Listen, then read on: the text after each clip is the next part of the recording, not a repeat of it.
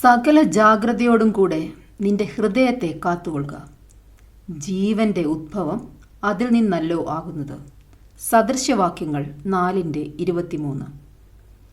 ജീവന്റെ ഉദ്ഭവം ഹൃദയത്തിൽ നിന്നാണ് എന്നതിനാൽ സകല ജാഗ്രതയോടും കൂടെ ഹൃദയത്തെ നാം കാക്കണം. ജാഗ്രതയോടെ അതിൻ്റെ അർത്ഥം, അതിൻ്റെ പ്രാധാന്യം മനസ്സിലാക്കി വളരെ ഗൗരവത്തോടെ നാം ഹൃദയത്തെ കാക്കണം. ദൈവവചനത്തിൽ ഹൃദയം എന്ന വാക്ക് ഏതാണ്ട് 1000 തവണ ഉപയോഗിച്ചിട്ടുണ്ട്. ദൈവത്തിൻ്റെ ഹൃദയപ്രകാരമുള്ള മനുഷ്യൻ എന്നാണ് ദാവീദിനെ പറ്റി നാം വായിക്കുന്നത്. മനുഷ്യഹൃദയം എപ്പോഴും ദുഷ്ടത കൊണ്ടും വഞ്ചന കൊണ്ടും നിറഞ്ഞിരിക്കുന്നു. യെരമ്യാ പ്രവാചകന്റെ വാക്കുകൾ ശ്രദ്ധിക്കുക. ഹൃദയം എല്ലാറ്റിനേക്കാളും കപടവും വിഷമവും ഉള്ളത്. അതിനെ ആരാഞ്ഞറിയുന്നവൻ ആർ? യഹോവയായ ഞാൻ ഹൃദയത്തെ ശോധന ചെയ്ത് അന്തരംഗങ്ങളെ പരീക്ഷിച്ച് ഓരോരുത്തന് അവനവൻ്റെ നടപ്പിനും പ്രവൃത്തിയുടെ ഫലത്തിനും തക്കവണ്ണം കൊടുക്കുന്നു.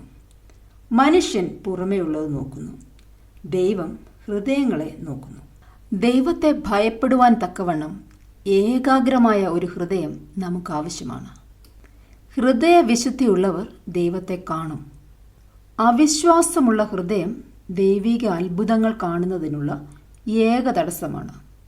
ഹൃദയം നുറുങ്ങിയവർക്ക് യഹോവ സമീപസ്ഥൻ, മനസ്സു തകർന്നവരെ അവൻ രക്ഷിക്കുന്നു.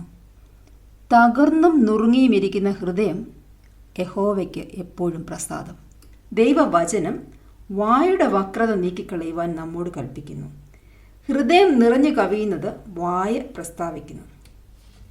സങ്കീർത്തനം 12:2 ഇപ്രകാരം പറയുന്നു: ഓരോരുത്തൻ താൻ്റെ കൂട്ടുകാരനോട് വ്യാജം സംസാരിക്കുന്നു. കപടമുള്ള അധരങ്ങളെയും വമ്പു പറയുന്ന നാവിനെയും യഹോവ ഛേദിച്ചു കളയും. ഞങ്ങളുടെ നാവ് കൊണ്ട് ഞങ്ങൾ ജയിക്കും, ഞങ്ങളുടെ അധരങ്ങൾ ഞങ്ങൾക്ക് തുണ. നാവ് വരുത്തുന്ന അപകടങ്ങൾ ദൈവവചനം പല പ്രാവശ്യം നമ്മെ ഓർപ്പിക്കുന്നു. ജാഗ്രതയോടെ ഹൃദയത്തെ കാക്കുമ്പോൾ നമ്മുടെ വാക്കുകൾ ഒരു അനുഗ്രഹമായി മാറും.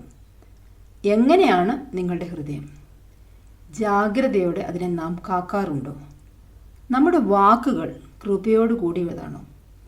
ജാഗ്രതയോടെ ഹൃദയം കാക്കുവാൻ ദൈവം നമ്മെ ഓരോരുത്തരെയും സഹായിക്കട്ടെ. ഞങ്ങളെ വിളിക്കുവാൻ ആഗ്രഹിക്കുന്നുവെങ്കിൽ 09880221957 എന്ന നമ്പർ ഉപയോഗിക്കുക.